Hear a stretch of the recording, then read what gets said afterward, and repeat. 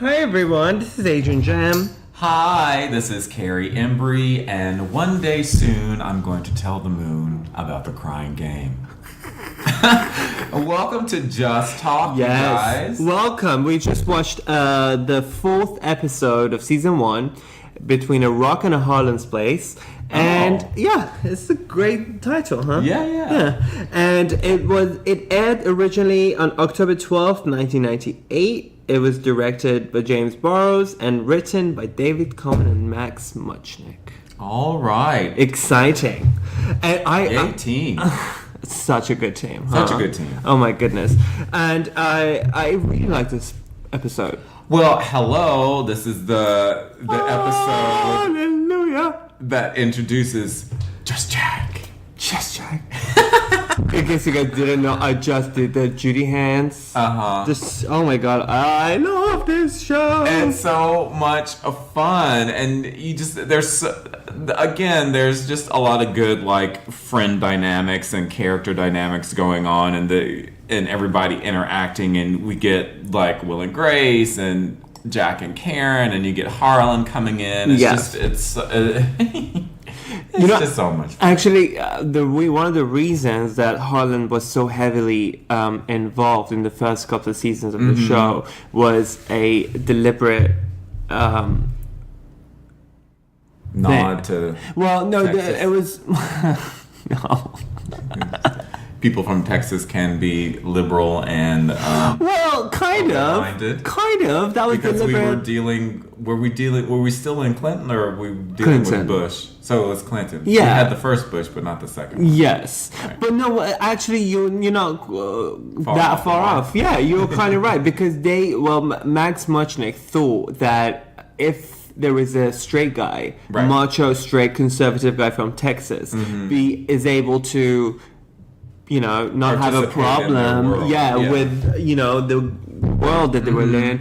It was the people in the middle America will also be comfortable. Right. You know what I'm saying? So it was a conscious decision on their part, which is quite smart, actually. Yeah, no, absolutely. Yeah, they did a great job. For sure, because I love that line that Harlan say, "Oh, if I don't understand it, I'll just think it's gay." I'm like, okay. That's kind of what I think. If I don't understand it, I just think it's straight. Yeah. Yeah, I'm on the other side. Which is, it's usually the things I don't understand that are straight, like football.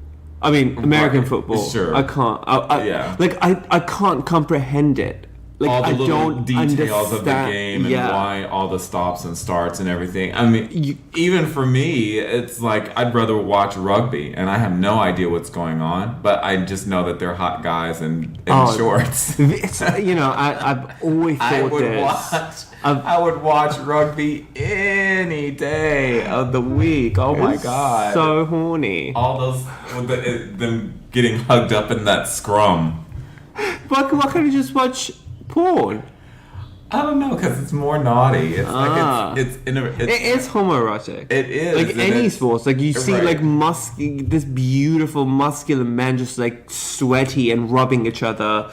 I mean, I have never watched a sports game, but I think that's how it is. That's how you imagine it. That's how it happens in your mind.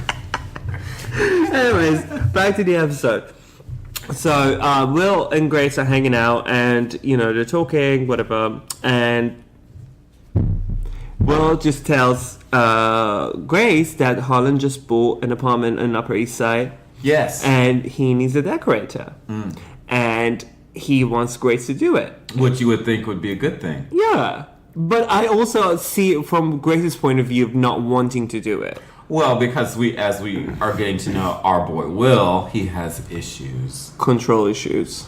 Control issues. Oh, Lord. Okay. Yes, and Will... not have something to say about every little thing. Yes. And, and understandably so, Grace is like, no, I can't do it because you're too controlling and you will ruin everything and stuff like that. And out. Yes. And one of the... I love that joke. It's like when he talks about the money truck. Beep, beep. Oh, that's the money truck. Grace doesn't want any. Bye. Bye. Thank you. So I find that hilarious. And then, so they're like...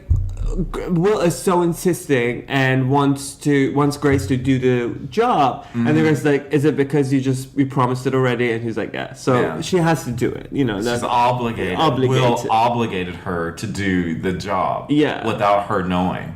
That's shitty. It reminds me of when I was a kid and I was going to church with my mom, and my mom would agree to do things on my behest for the church and not even ask me. She's like, oh, you're going to be doing the children's sermon next week. What? But how old were you though?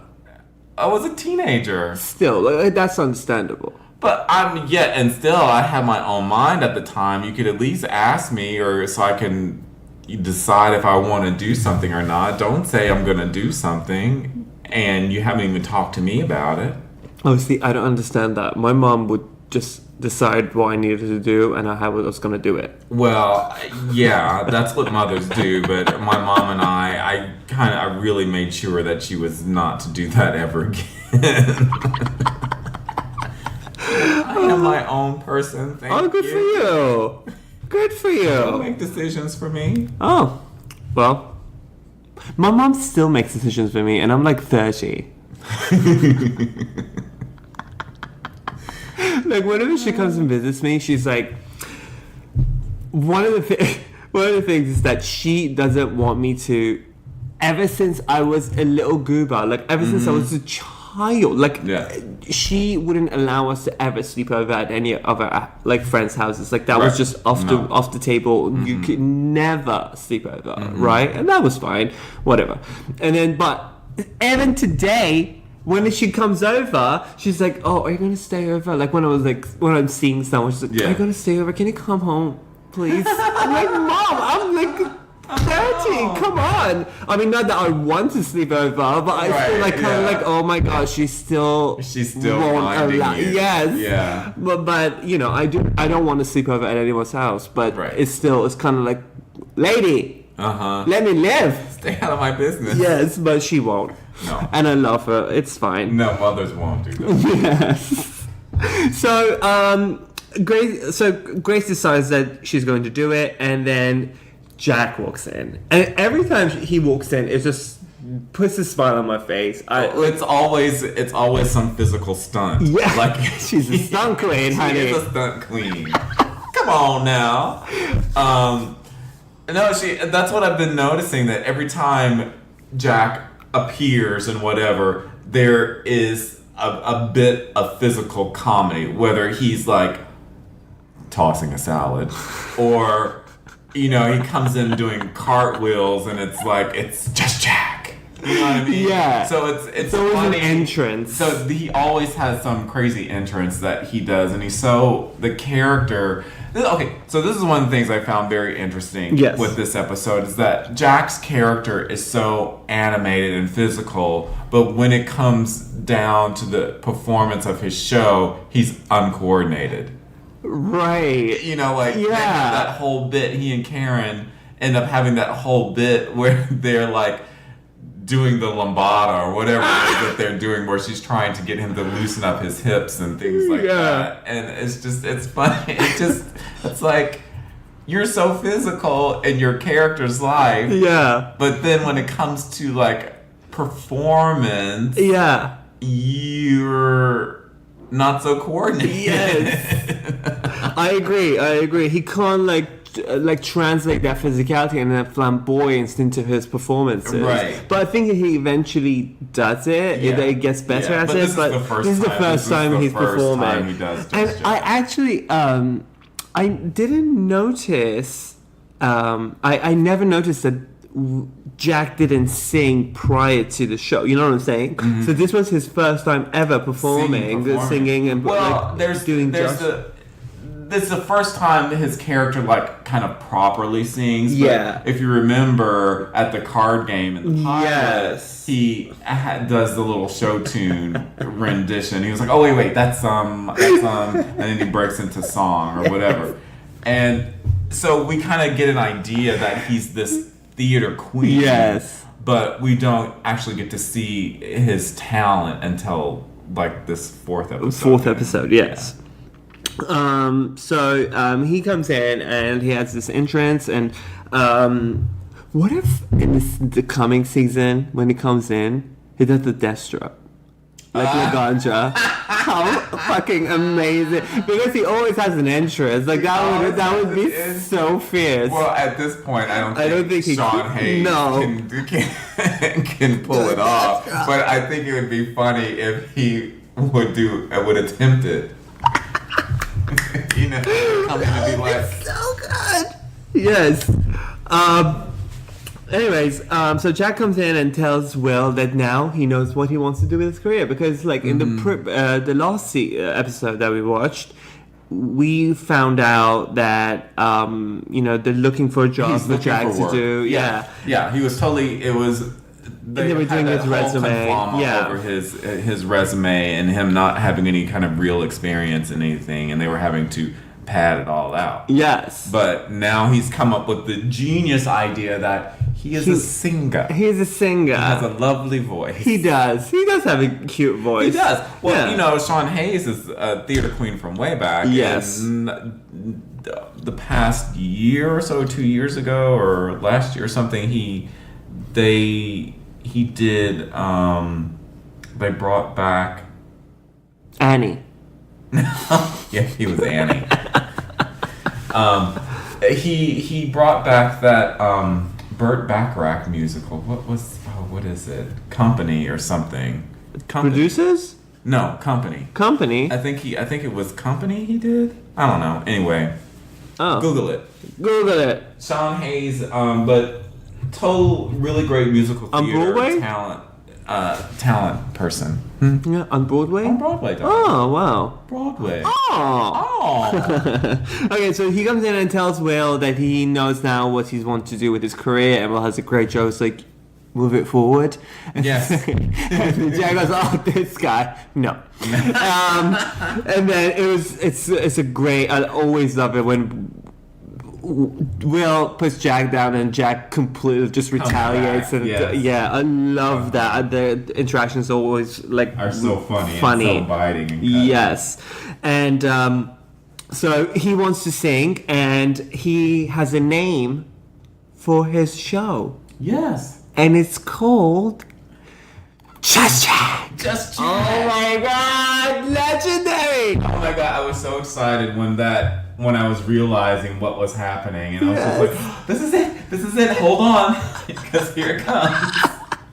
And he does the famous, like, Judy Garland poster pose from A Star Is Born? A Star Is Born, where she holds her hands out under her chin. She's almost like making a W with her hands and thumbs under her face. Yes. And everything. But it's so good and so funny. And if you notice, as they're leaving the bar after the show, there's a Judy Garland poster on the wall by the door. Oh, I didn't notice that. As they're leaving, it says Judy on the. Oh. So you even get that nod to Just Jack and Judy, like with Judy in the background there. Oh, that's so brilliant. Yeah. This is what I love about this show. The attention to details is so good and it's so spot on. Anyways, so Jack tells Will that he wants to sing and blah, blah, blah, and he has a show, but his show is an open mic night. Right. Yeah, it's one night only. It's open mic. Yes. I see. And then we're in Grace's office, and Karen is just doing what Karen does, not working. Yes. Doing everything but assisting Grace. Right. Like she literally does everything but assisting Grace. Right. And Jack walks in to invite Karen. And Karen at first is like, "Oh no, honey, I don't." And I love how Jack is like, "Karen, be a best friend." Honey, I don't do that. I don't do that. I know. So funny. And then, of course, he's laying across her desk, and his head is resting on the desk. And if that's not enough physical comedy, they add, one more punch to it, because he comes up with like a Post-it stuck to the side of his head. Yes. And that particular thing is what makes Karen's like, okay, you're so pathetic. I will go watch your pathetic show, which is so cute. Yeah. And then Harlin walks in, and he gets an invitation to Just Jack. And he's like, is that a proposition? Because Jack is leaving, hands him the invitation. He says, the magic starts at 10. Oh God! And then comes in and obviously smitten by Karen immediately. And who wouldn't be? I mean, come on. She's so pretty. I mean, Karen. So oh my God, so sexy. Yeah, and confident. That character is so confident in who she is and her sexuality. Yeah, exactly. Everything. She knows what she has to offer and isn't afraid to put it on the table. Exactly. Literally. So Harlan comes in and they have a little chat together, and then Grace and Will, they come in, and Grace is so excited about the job, and she's telling that she just saw Harlan's apartment, right, and loves it, and has so many ideas and what she wants to do with it, blah blah blah, and that's it. And then Will keeps interjecting even there, and being a Budinsky. Yes. And because Grace had said earlier in the episode that, Will, you just need to be my pimp. And Will says, well, that means I have to get a big hat and shoes with like goldfish in the heels, which I think is a reference to I'm Gonna Get You, Sucker. And I'm Gonna Get You, Sucker, which was like a 1970s blaxploitation spoof. Oh. The pimp character in it was walking down the street, and his platform heels had live goldfish in the platform. So I think that's what Will. That's probably it. Is actually referencing. Yeah. I'm Gonna Get You, Sucker. Oh wow. And then when he leaves Grace's office, she's like, don't you have some goldfish in your shoes you have to feed? I love it. I never knew that. So what is it? Is this a movie or it's a movie? So I'm Gonna Get You, Sucker is a movie, and it's a blaxploit. It's a spoof of the blaxploitation films of the 1970s, like with Pam Grier. Oh yeah.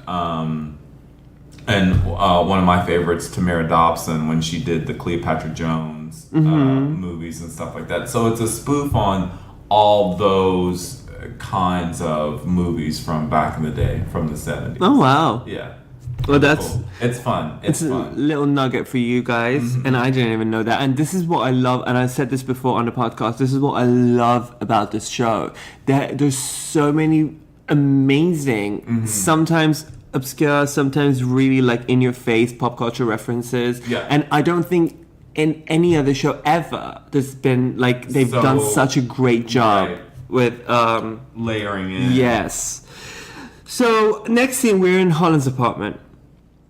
Oh my God! After Grace has decorated. Yes, Grace has just decorated just a living room, and Harlan walks in, and then right after says, him, "Wow." Yes. I mean, can we talk about the apartment though? It is hideous. Come on, it's over the top. It's so ugly. I love. I liked ideas of it, and like I'm critiquing a fictional decorator who's supposed to be.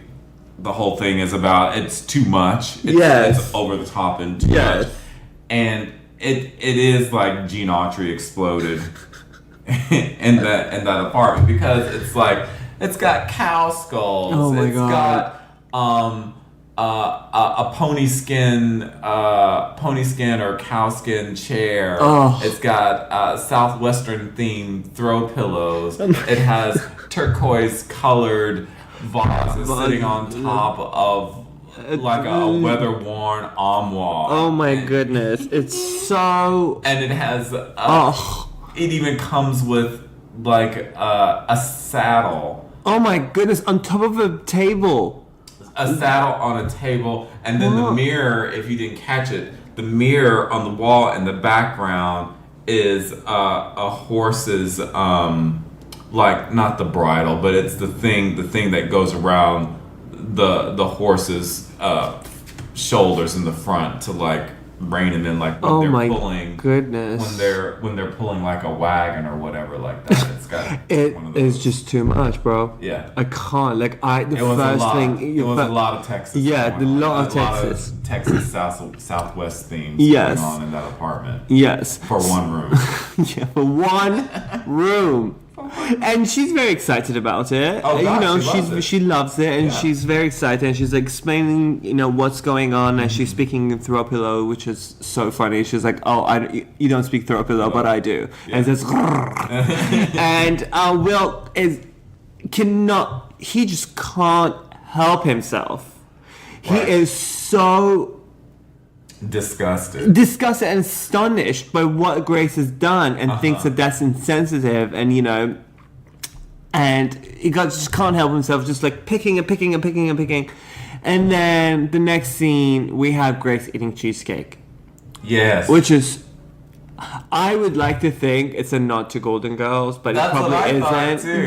Did you really? I did. I was like, it's cheesecake. Yeah. There's another show that they have the cheesecake when they're emotional. Thank you for being a friend. Oh my goodness. So I thought that too. I thought that was a very like Golden Girls kind of moment. Yeah. And then honestly, I don't think that ever happens like that again. I think they end up like their thing is they eat like ice cream or something. Yes. They go to like ice cream. Yes. They're always having some kind of like float or fudge ripple something. Yes. Or banana split. Baskin Robbins. Yeah. Yeah. If Baskin Robbins wants to Be a sponsor. be a sponsor of that show, we would accept it. Just kidding. So 31 flavors. I do like Baskin Robbins though. It's good. I grew up with it. Yeah. I loved it. My favorite coming up was Rocky Road. Oh. That was my favorite. Yeah, it is delicious. Anyways, so Grace is so mad at Will, and Will has a message for Grace. But Grace, and I love how she's like, I decorated that apartment for a 6 foot 4. No, Texan. 6'4". Sorry, I can't speak. That's okay. Yeah, 6'4" Texas man who lives in New York, whatever, blah blah blah. Yeah. I wasn't doing it for a gay lawyer in Manhattan. Right. Anyways, and they're having a big old fight, and then eventually Will tells Grace that Harlin fired her. Yes. Oh. That you're fired. She's like, no, I'm not fired. You're fired. And she's like dialing. And then you're like, does she know the number? And then you're like, no, she's having a breakdown. Dialing the phone. So she's fired and she gets upset, and that's understandable. And Sure. and they're going to Jack's show. But oh my god, I love this part when they're going to Jack's show and they're going to take different cabs. Separate cabs. Yeah, and then Will still Can't help himself. they wear that green sweater, Blue sweater. whatever it Blue is. sweater. I'm like, bitch, shut And up. he knows he's wrong because he like covers his mouth as soon as he's finished Yes. saying it. Oh my so much. And then so we have Jack and Karen are rehearsing in Grace's office. And fun fact, in the last episode or 2 episodes ago, when Karen went shopping and she was like, oh, I have this. Oh, she was like pulling out a red sweater. Right. She was wearing that red sweater in this episode. Oh, cute. That's great. Yeah, so cute. And then Jack and Ken are rehearsing, and Jack is saying that he wants to start with a ballad because he cries good, and he does a single tear. You do the single tear. And you know how I feel about a single tear. A single tear, yeah. Our dear listeners don't know. No. So I'm going to explain how I feel about single tear. Tell them. Okay. Tell them how you feel. So there's this amazing, phenomenal movie called For Colored Girls by Tyler Perry. I mean, it was a play, and then he made it into a movie. And that movie is so good, but I feel like because Tyler Perry made it, it kind of was immediately just dismissed by the mainstream media. You know what I'm saying? I mean, I'm sure they're strong performances. I mean, no, yeah, of course, but like I'm just talking in terms of receiving it. Yeah, I feel like the black community, the African American community, received it really well, as they do with any other Tyler Perry movie. Is that stereotyping, or is that just a fact? Well, I mean, they receive it well. Yeah, yeah. So I don't want to be offensive. Well, but by the way, if you guys didn't know, my dear friend, what's your name, babes? Your dear friend Carey. Carey. My dear friend Carey Embry is black, so I can talk to him about this. Yes, you can. Yes. So okay, because I don't want to be offensive. But you know, yeah. Speak your truth. Thank you, I will. But anyways, I feel like it was received well in an African American community, but by the mainstream media and people who don't watch Tyler Perry movies, nobody really knew about it, right? Right. And this movie, let me just go through the cast just for 5 seconds. Janet Jackson. Hello. Whoopi Goldberg. Yes, God. Felicia Rashad. Come on, Felicia. Loretta Devine. Liv. Thandie Newton. Macy Gray. Yeah. I mean, just if Whitney Houston was in it, it would be perfect. Or Mariah. Yeah. Oh my God! But even though they're not in it, but that whole cast is so good. And Michael Ealy. You know Michael Ealy? I believe that. The brother with the blue eyes. Yes. Oh, yeah. My God, he's so beautiful. But he's in it as well. And this movie is amazing. Oh my God, I cannot tell you how much I love this movie, For Colored Girls. So, the whole reason I said this, and I'm sorry I went on a tangent, but the whole reason I said this is single tier. So Janet Jackson plays this very powerful woman, beautiful, has a young, gorgeous husband, and he's powerful, and she's rich, and all that stuff, right? All the good things. Everything that she is. Yes. Oh my God, she is. She's so good. Powerful, rich, and beautiful. Yes, and talented. She's just playing herself. Yeah. What a stretch. Okay, so she is, but there is a problem with her life. Her husband. Her husband, I think, is either gay or is cheating on her with another man or woman or whatever. I can't remember. That's how much I love this movie. But no, I think he's gay, and then she knows about it, right? And she's all these troubles in her life, in her personal life, but she's so rich and powerful and successful in her business life. And then the troubles I've seen. So then she has all this anger and disgust and troubles in her life, and she goes to the opera. Oh, yeah. Right, she goes to the opera. Yeah. And there's this beautiful woman singing in Italian, singing opera. And she's Janet is sitting on the balcony, and she's really feeling it. She's really feeling this song, and the camera goes on her, and she drops a single tear. One fucking tear, nothing else. Oh my God! It is so good. It is so. She should have won an Oscar for that moment. It's Oscar worthy. Oh, I cannot. I literally, I couldn't breathe when I was watching her. I was like, took my breath away. Yeah. Janet Jackson took my breath away, and she's taken my breath away before, but with music and singing and dancing and being a queen. Yeah. But as an actress, oh my God, took my breath away. And ever since that moment, I have been obsessed with Single Tear. Oh my God. So for me, of course, one of the legendary all-time famous single tears is Demi Moore in Ghost. When she's at the door, oh my god. Yes. When that first hit the big screen and you get that single tear when that penny is going up the door. Yes. Oh, child. She is so beautiful in that movie. And then more recently, I really loved Nina Bonita Brown. Yes, God. And that single black tear coming down her face on Drag Race. Iconic.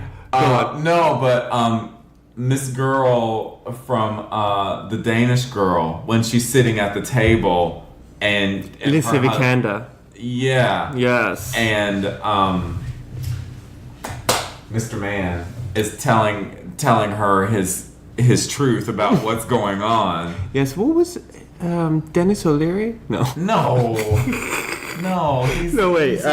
we know who he is. Yes. We love him. What's his name? Oh my goodness. He's British and he's got full lips, and he was just in the new. He was just in the Fantastic Beasts. Fantastic Oh my Beasts, goodness, this is so stupid. Played, Stephen. Whatcha-jigger in the wheelchair. Listeners, see how together we are. This happens to me all the time. So this is like Eddie Redmayne. That one. Thank you. Yes. Oh my goodness. Eddie, darling. Eddie, darling. Eddie, sweetie. Go on. Eddie, so It's a different show. yeah. Eddie Redmayne is telling his wife at the kitchen table about him being trans at that point. And she just sits there and takes it in, and then she just releases One tear. that stream of tear. And she won an Oscar for that. If she was black, she wouldn't have won. Oh, well. That's some real tea for you guys, because Janet Jackson didn't win for her single tear, and she cried even more. They're giving away Oscars for single tears all the time. She's white, she's young, she's pretty. She won an Oscar. Janet Jackson, who's young, pretty, and black, they didn't win an Oscar. Wasn't even nominated. And that's the controversy of Hollywood.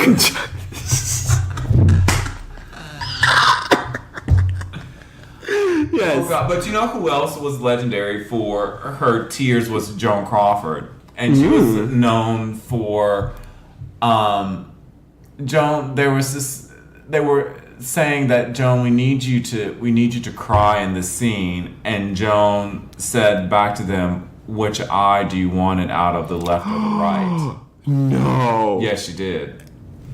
Bitch. That's how professional Miss Joan Crawford was. Yes, ma'am. Listeners. Oh my goodness. She could give you a choice.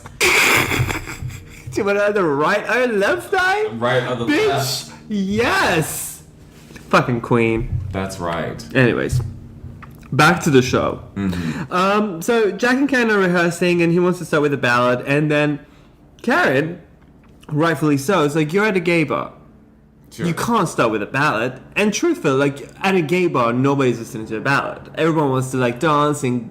Right. You know, and that's one of the reasons, like, gay bars are so much fun. Especially piano bars. Yes. So she's like, you have a nice butt and you should shake it. Yeah. And they start rehearsing. And they have this, like, kind of weird sexually moment. charged.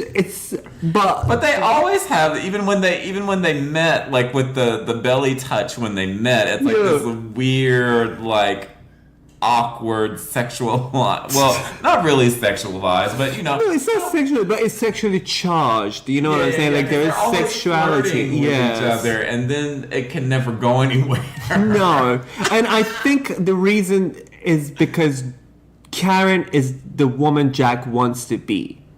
You know what I'm saying? Like, like, I know girls that I see, and I am like our friend Janina. Yeah. Right? Like, when I see her, I'm like, if I was a woman, I want to be like that. Yeah. Because she's so sexy. She oozes sexuality. Absolutely. And, like, those tits confident, and ass. Beautiful, shapely, yes. talented, Oh my God. smart, yes. Janina. Thank you. God.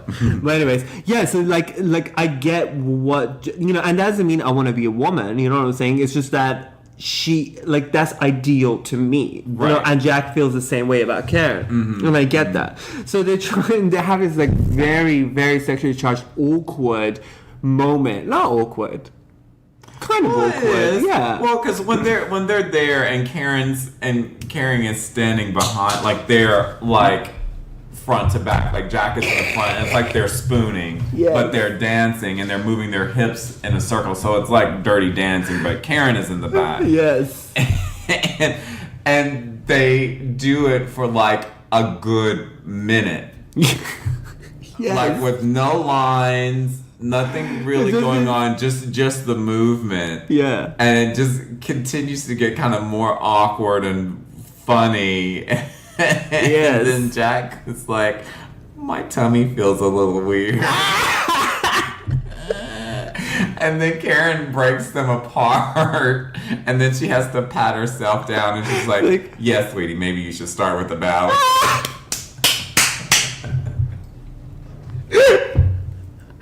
Oh my God, so funny. So weird and funny. So the next scene is the bar. And the first thing I noticed about the bar is that how bloody quiet it is over there. So few like people. No one's there, and it's not. Music is not playing. No. Like when you go to a bar, even if there's no one there, there's at least something. Yeah, a jukebox is playing. You've never gone into a bar that quiet. And that kind of was like, what the hell? I just noticed that. And then. But I think it was adding to how like sad that open night mic was for Jack. Yes. I think it just enhances. The room was fully lit.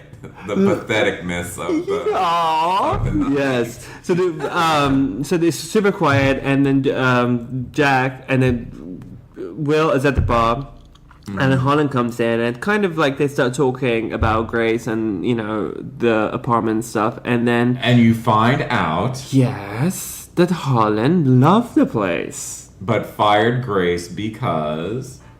Of Will. Oh, Will. You and your mouth, Will Truman. Just could not help himself. He just can't. He just can't. He needs therapy. Truly. Yeah. So and Will is just so floored by this, and he can't believe it. It's like, no, but you didn't like it. And she was like, and then Harlan's like, no, I loved it. I wish you could finish it. Right. But I didn't like what it was doing to you guys. Right. He's like, I'm going through a breakup. I don't want to be a part of whatever it is that you guys have. Yes. And then you know, there's a little and then Jack comes out, and there's a little banter between Will and Jack, and then and I love it was like Jack thanks Will for the roses and the telegram, and I loved how he used the word telegram. Yeah. Like, every kids today, let's just say there's a 15-year-old kid listening to our podcast right now. Right. He would have no idea what a telegram was. Come on. I don't know what a telegram is. Like, what is a telegram? A telegram is like, years ago, you would be sent a telegram, and we'll say by Western Union. Okay. And it's basically a text message on paper. Is what it is. That was sent to you over wire, and you would have somebody come and hand deliver your paper text message. So you would get flowers and a telegram with it that would say, all my love to Jack McFarlane, stop. We'll see you after the show, stop. Love, Will Truman, stop. You know? Have you ever received a telegram? Have I seen one? I think only in black and white movies. Right, of course. I don't know. But I've never received one in person. But kids, dear listeners, just think of it as a typed text message on paper that's hand delivered. That's a telegram. Okay. So then Jack goes out and comes on stage. And this is so funny to me because he comes on stage and is like talking about just Jack, and then Grace, and he's about to start, and Grace walks in and he goes, "Hi, Grace." Like the first rule of performing is that you don't acknowledge someone when you're on stage, but it's like, "Hi, Grace," and then that was just so funny to me. And then and then Grace walks in, sits with Will, and Jack is singing Charlene's "I've Never Been Me." I've never been to me. I've never been to me. Mm-hmm. Sorry. And then, so he's singing that on the piano, and then Grace is like talking to Will, and she's finding out. Yeah. Well, kind of. Grace goes in the other side for a second. It's like, okay, you know what? You were right. She's doubting herself, which is kind of fucked up. She's doubting herself. She's like, maybe you were right. And then Will's like, oh no, actually you were right. I was wrong. Harlin wants you to finish the apartment or whatever. And then Grace wants Will to apologize and tell everyone that he was wrong. And she's like, I was wrong. Louder. I was wrong. Louder. I was wrong. Louder. Meanwhile, Jack is still performing "I've Never Been to Me" on stage at the piano. And this is what tickles me when I was watching the episode. So Jack is on stage. It's an upright piano against the bar, so his back is to the audience, and he's singing in profile into the microphone, playing the piano, but you don't ever see his hands. Yes, of course. No. So he's not really playing that piano. I mean, Sean Hayes is not really playing that piano. Could be, dun, dun, dun. But I don't think that he is. Because if you don't see the hands, he ain't playing. He ain't playing the piano. Yes. That's all I have to say. There you go. You know who was playing the piano? Hollywood magic. Who is that? You know who was playing the piano? Who was playing the piano? Ryan Gosling in La La Land. He played that piano. Yes, live every single time. Every take. Every take, bitch. Good for him. Oh my goodness. I mean, not enough to win an Oscar. No. Truly. But he did it. He did it, yes. He learned it. Oh my god. He learned how to play the piano. Yes, and I love that movie. I know you do. Dear listeners, Carey, my wonderful friend Carey, gave me the La La Land DVD as a present. Thank you, love. I've watched it 9 times. So they're like, he's singing, and then Will's so loud, he gets on, it's like, I was wrong. And then Jack is like, this is not a Will and Grace show, this is just Jack. How many times? It's so funny. That tickled me so much because it's like you're acknowledging the show that you're on and saying that it's not that show, it's my show. Yes. Yeah. And this is the second time. It's the second time it's a Will and Grace show. Right. But then it was a before Will and Grace show, before it was a Will and Michael show. Yes. Canceled. Yes. So I love that. And then referencing themselves. Yes, it's brilliant. And there's another thing. Jack will always, every single time he's performing, like eventually we will get it to the other seasons and other episodes when he's performing on stage, he always interrupts himself and does something crazy. Always. Oh, yeah.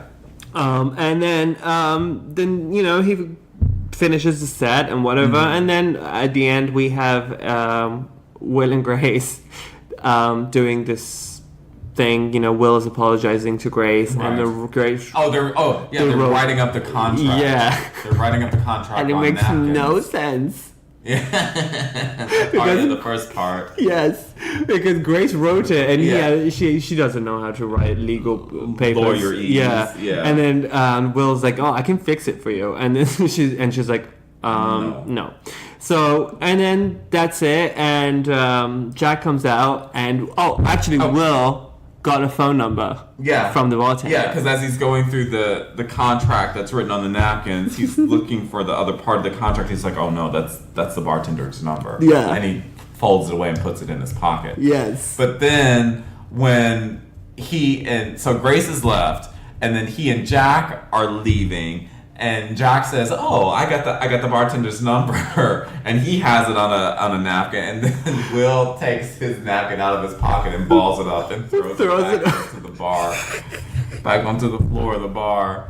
Oh my god, it was a funny episode. I liked it. Yeah, no, it's good. I love this episode because you are introduced early on in the show to Just Jack, Yes. which is a reoccurring theme through the whole series because Yes. Jack continues to perform and upgrade his show throughout the run of the series. Yes. And also Just Jack is where we got the inspiration for our show. Yes. Just Talk. Just Talk. See how that is? Aw. See how I brought that around? Thank you, Carey. It's a full circle moment. It's a full circle moment. And then, in case you guys didn't know and you haven't checked our website out, Oh yeah, tell them about our website, Adrian. yes, Where you can find us online, you guys. Yeah. We are available online. yes, we are. Tell them. So our website is just talk. I was just hack. justtalk.com. Is it? justtalkpodcast.com. Say it again. I don't think they heard you.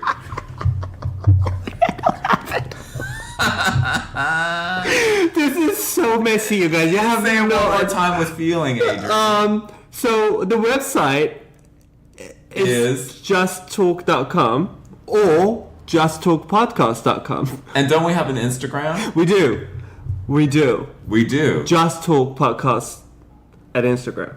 At Just Talk. Is it? Our Instagram is At Just Talk Podcast. Podcast. Yeah. And then we have a Facebook as well. Yes, and that is Just Talk. Yes, it That's is. all you have to do. That's all you have to know. And We'll say it again eventually. eventually, yeah, We'll say it again when it's on the next podcast. fully Come realized. back. Yes, come back. We'll have it all. Yes, We're getting we will. everything up and running. But you guys, this has been it. Thank you so much for joining us. Yes, thank this you. go round, and we'll see you soon. Yes. تا دفعه بعد خداحافظ. Yeah, what he said.